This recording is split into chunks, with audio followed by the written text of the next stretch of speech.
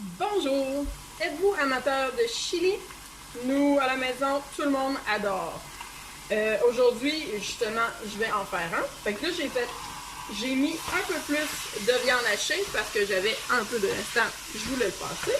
Puis en même temps, ça va faire un peu grosse batte. C'est pas plus grave que ça. Donc, je fais cuire ma viande hachée.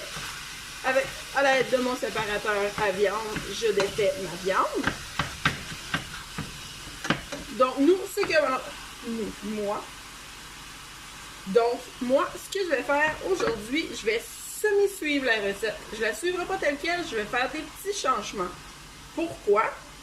Parce que c'est possible. On peut expérimenter, on peut le faire à notre goût. Les recettes en arrière des sacs ou les recettes en arrière des pots, ils servent d'aide et d'indication. Fait que si vous n'avez pas du tout d'idée quoi faire, essayez-la la recette telle quelle au début. Puis après ça, il n'y a rien qui vous empêche de la changer. Il y en a même là, qui utilisent les sachets pour faire des trempettes. C'est libre à vous. C'est ça qui est le fun en cuisine. Donc, moi, ce que je vais faire, pendant que ma viande a cuit, ils disent dans la recette de mettre une boîte de conserve de haricots rouges.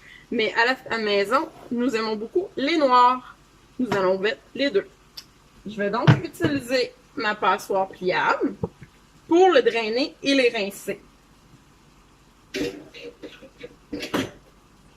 Comme ça, quand mon bœuf haché va être prêt, ça va être prêt aussi.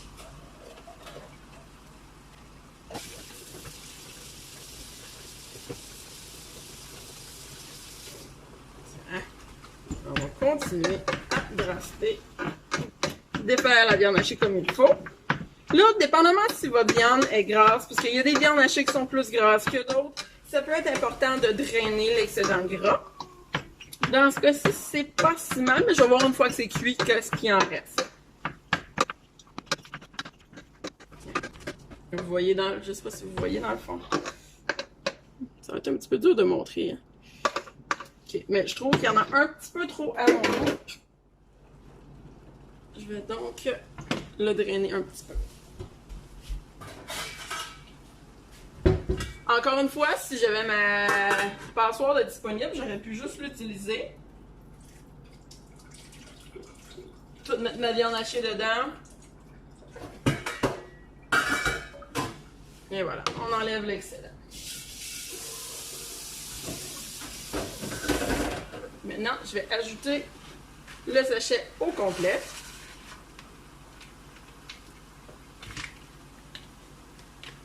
Je vais mélanger le tout.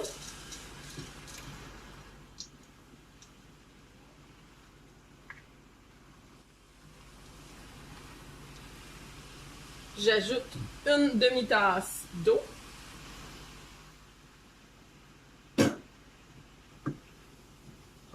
Là, la recette, c'est assez simple. Après ça, tu rajoutes une boîte de tomates en dés, tu laisses et tes fèves et tes bines. Et tu laisses mijoter le tout. Encore une fois, moi, je vais changer un petit peu la recette. Pourquoi cette fois-ci? C'est parce que j'ai les bonnes tomates de mon jardin que je veux pas gaspiller. Donc, je les avais déjà pré-coupées en cubes. Je vais les ajouter. Et je vais mettre une canne de tomates broyées dedans. Ça va faire une consistance un petit peu différente. Mais ça va être quand même très très bon. Je vais ajouter mes haricots. Ouh! On s'entend que mon chaudron, il est juste la bonne grosseur. On mélange le tout.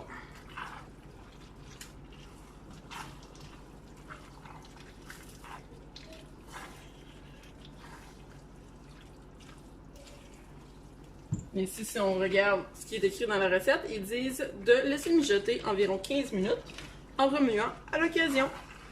Donc, encore une fois, 20 minutes et vous avez un repas prêt qui, cette fois-ci, peut également très bien se mettre dans un thermos. Et voilà.